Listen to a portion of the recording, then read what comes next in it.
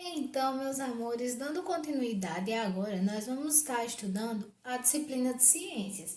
Vamos estar estudando um pouco sobre os tipos de rochas, certo? Aprofundando mais os conhecimentos que já vínhamos trabalhando. Peço, por favor, que vocês abram aí o livro de vocês, de ciências, na página 38, para melhor acompanharmos a explicação da nossa aula, certo? Nós vimos que na aula passada que existem, certo, alguns tipos de rocha, certo? E hoje nós vamos estar detalhando um pouco mais sobre cada uma delas. Nós vimos que existem as rochas magmáticas, as rochas sedimentares e as rochas metamórficas. Hoje vamos estar detalhando um pouco sobre esses estudos de rocha, certo? Então, por todo o planeta existem diferentes tipos de rochas que variam em forma, tamanho e também em sua composição. Elas compõem e dão forma à Terra, além de ser usada pelo ser humano para diversas maneiras. Ou seja, a rocha ela é de muita utilidade para o ser humano e possui uma extensa e variada formas. As rochas elas são constituídas por agregado de minerais, e o critério mais utilizado para classificá-las é o seu processo de formação. Então, o que vai determinar a classificação de uma rocha basicamente vai ser o seu processo de formação, o seu processo de fabricação, certo? Desta forma, podemos classificar como os três principais grupos que Tia já falou que não é desconhecido, que a gente já trabalhou, que são as rochas sedimentares, as metamórficas e também as rochas magmáticas, né?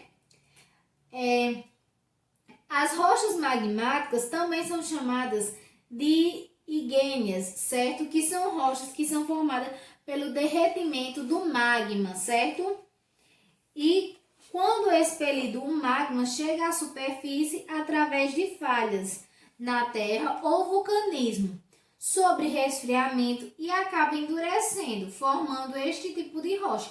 Então, a rocha magmática ela é formada após haver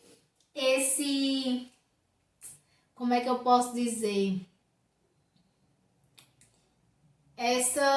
Após haver, né, esse processo da erupção do vulcão e ter o resfriamento, a rocha magmática ela surge, né? Endurece e vira um tipo de rocha. Quais são os exemplos de rochas magmáticas? Nós temos o basalto e temos também o granito. Sim, o granito que é tão usado na cozinha da mamãe, que tem na pia dela. Às vezes é usado no piso da casa, é usado no tampo da mesa. Então, eles são formados pelo resfriamento do magma, certo? Aí nós temos um exemplo. Após ser polido, o granito é usado na confecção de pisos, pias e lavatórios. E o basalto é usado principalmente para fazer o calçamento das ruas. Aí nós temos um exemplo, né, de uma pia de granito e logo abaixo temos exemplo de um piso, um calçamento de uma rua aí em basalto. Então, é uma rocha que é muito comum, né? A sua utilização aí nas nossas edificações. Temos também as rochas sedimentares, que são rochas que são originadas com o passar do tempo através do acúmulo de materiais que foram erodidos de outras rochas, ou seja, a partir aí do acúmulo de fragmentos de outras rochas, né? Que sofreram uma sedimentação. O que é essa sedimentação, Tia? Sofreram uma espécie de quebra, certo?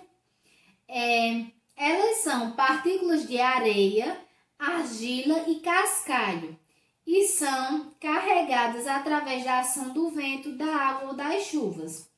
Esses fragmentos de outras pedras depositam-se em depressão na crosta terrestre e acumulam em forma de rochas sedimentares aí, certo? Então, partículas de areia, argila e cascalho é que vão estar formando aí com a ação do vento e das chuvas essas rochas sedimentares, certo?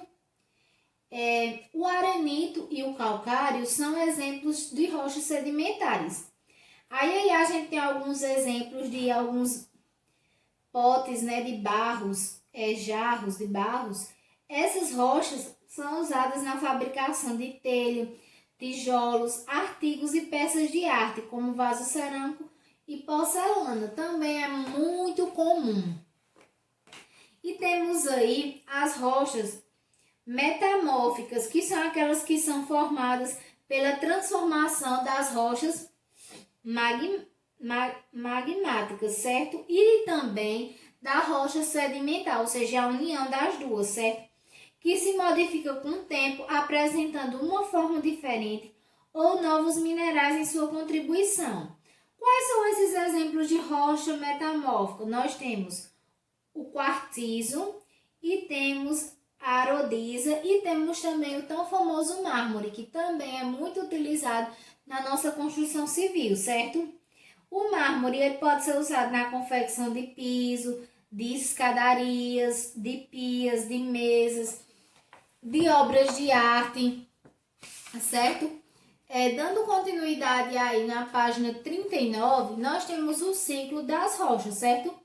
As rochas elas fazem parte de um ciclo contínuo. E de acordo com as condições a que são submetidas, elas vão se transformando ao longo do tempo em outros tipos de rochas. Esse processo leva milhões de anos para acontecer. Aí temos aí, você observa aí a seguir, a rocha sedimentar, com o passar do tempo, ela pode se transformar em uma rocha metamórfica, muito tempo, assim como vice-versa. Uma rocha metamórfica, ela também pode se transformar em uma rocha sedimentar, mas esse processo é muito duradouro, certo? Ambas são feitas a partir do derretimento do magma, né? Como vocês estão vendo aí. Aí temos aí as rochas ígneas, que elas também podem se transformar em rochas metamórficas, assim como também elas podem se transformar no magma e o magma pode transformá-la novamente, né? Então é todo um processo. Mesmo que haja uma decomposição dessa rocha, ela se transforma em outro tipo de rocha, ou seja, sempre está se alterando. Aí diz o seguinte: ao sofrer erosão, os sedimentos das rochas metamórficas e ígneas vão se acumulando e originam rochas sedimentares. Quando as rochas sedimentares e ígneas são sorroteadas para as camadas mais profundas da crosta terrestre, elas acabam sofrendo modificações pelo aumento da pressão e temperatura, originando assim as rochas metamórficas.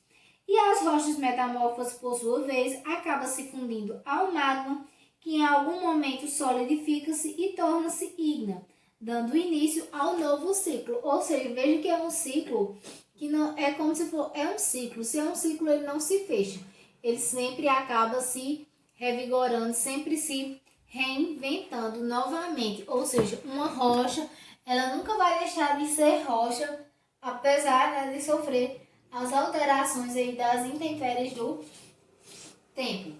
Como atividade para casa, eu vou deixar vocês com a página 40 apenas, certo? A atividade de casa é apenas a página 40, em que vai estar abordando um pouco do que nós trabalhamos na aula de hoje, né? A primeira questão diz o seguinte: leia a frase com bastante atenção e corrija os erros se existirem. Então, vocês vão estar lendo essas frases. Se elas estiverem corretas, vocês não vão fazer alteração. Mas se elas estiverem erradas, vocês vão fazer as alterações necessárias, certo? Na segunda questão diz: quais rochas compõem o solo onde você mora? Em grupo, faça um breve passeio no pátio da escola ou em um espaço próximo, praça ou campo, e observe os solos e a rocha que o constitui. Registre com foto e depois realize uma pesquisa para tentar identificar. Por fim, mostre para os colegas o resultado que você obteve. Então, essa questão, minha gente, vai ficar um pouco complicada. Não tem como a gente seguir ela ao pé da letra como o livro pede. Então, o que é que nós vamos fazer? Como a gente está em isolamento social, todo mundo está em casa, o que é que você vai observar? Você vai abrir a janela da sua casa e vai olhar aos redores quais são os tipos de rocha que compõem aquele local, se é uma rocha sedimentar, se é uma rocha magmática, e você vai anotar, pronto, e vai comentar aí para a tia saber, que não vai ter como ninguém saber mais. Leia o texto 3. Leia o texto a seguir e depois responda aos questionamentos. Nós temos aí como se formou a areia da praia. Os grãos que a gente usa para brincar de milanesa nascem do desmanche das rochas de alguma serra próxima.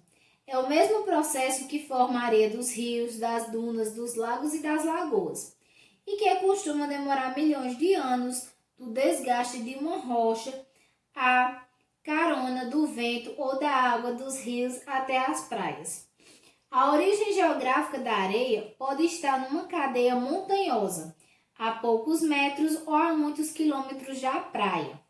É o tipo de rocha dessa montanha que determina o tipo de areia em que você deita e rola no verão.